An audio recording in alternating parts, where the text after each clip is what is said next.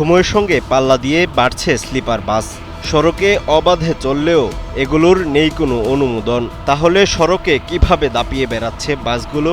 সেই প্রশ্নের উত্তর জানতে চাইলে শুরু হয় বাংলাদেশ সড়ক পরিবহন কর্তৃপক্ষ তথা বিআরটিএ এর লুকোচুরি। সড়ক পরিবহন আইন ২০১৮ অনুযায়ী মোটরযানের কারিগরি, অভ্যন্তরীণ বা বাহ্যিক কোনো পরিবর্তনের ক্ষেত্রেও বিআরটিএ এর অনুমোদন লাগবে। অথচ সড়কে অবাধে চলা স্লিপার বাসের অনুমোদন নিয়ে স্পষ্ট কোনো তথ্য মিলছে না। কোন সংস্থা বা কার অনুমোদনে বাসগুলো হয়ে যাচ্ছে স্লিপার কোচ তা জানা যাচ্ছে না। নেই রেজিস্ট্রেশন, নেই রোড পারমিট। তবে কি এটি সড়ক পরিবহন কর্তৃপক্ষের নজরদারির ব্যর্থতা? এসব প্রশ্নের উত্তর জানতে বিআরটিএ চেয়ারম্যানের কাছে গেলে তিনি কথা বলতে রাজি হননি। এই যে স্লিপার বাস নিয়ে একটু কথা বলবো। আমার থেকে বেশি জানে তথ্য আমাদের আছে, শহীদুল্লাহ সাহেব আছে, ইঞ্জিনিয়ারিং শাখা। আচ্ছা আচ্ছা, সব পেয়ে যাবে। শহীদুল্লাহ স্যারের সাথে একটু কথা বলতে আসছিলাম। সময় নিয়ে আসবে স্বয়ং চেয়ারম্যান পাঠানোর পরে উনি কথা বলবেন। এ ব্যাপারে কথা বলতে বিআরটি এর চেয়ারম্যানের শরণাপন্ন হই আমরা। তিনি পাঠান প্রকৌশল শাখার পরিচালকের কাছে। তিনিও ক্যামেরায় কথা বলতে নারাজ। নিরাপদ সড়ক নিয়ে কাজ করা সংগঠন বলছে, সংশ্লিষ্ট কর্তৃপক্ষের ব্যর্থতার কারণেই অনুমোদনহীন এসব বাস সড়কে অবাধে চলছে। বাংলাদেশে কোনো স্লিপার বাসের কোনো অনুমোদন নেই।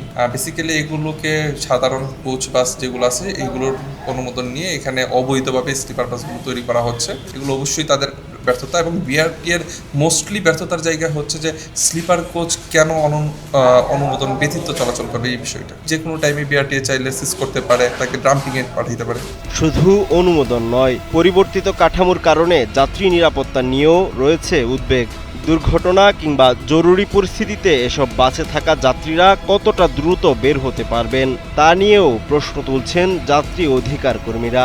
প্রকাশ্য চলছে এবং সংখ্যা বাড়তে বাড়তে এখন তারা ৩০০-৩৫০ হয়ে গেছে। এইটা সামগ্রিক ব্যর্থতা, শুধু বিআরটিএ বলবো না, শুধু সড়ক মন্ত্রণালয় বলবো না, শুধু ট্রাফিক বিভাগও বলবো না, সবার সম্মিলিত।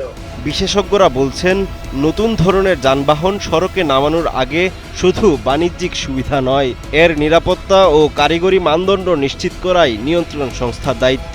লুকোচুরি করে যে ডবল ডেকার বানিয়ে ফেলছে, এটা আমার পুরো সড়ক ব্যবস্থাপনায় একটা বিশৃঙ্খলা এবং দুর্ঘটনা একটা বড় ঝুঁকি তৈরি করেছে। বিআরটিএ তাদেরকে বুঝতে হবে তারা কিন্তু শুধুমাত্র লাইসেন্সিং কি না, শুধু নিবন্ধন দেওয়ার দায়িত্ব তাদের না, তারা হচ্ছে রেগুলেটরি অথরিটি। তদারকি, মনিটরিং, এনফোর্সমেন্টের দায়িত্ব কিন্তু তাদের নিয়ন্ত্রণ করার ক্ষমতা আছে। একই সাথে যখন এই ধরনের যানবাহন হাইওয়েতে চলতে, সেখানেও আসলে আইন প্রয়োগের সুযোগ আছে, সেই সুযোগটাও সেটাও আমরা দেখছি না, সেখানে একটা ব্যর্থতা আছে। নিয়ন্ত্রণ সংস্থার চোখের সামনে অনুমোদনহীন এসব বাস বছরের পর বছর ধরে কিভাবে চলছে?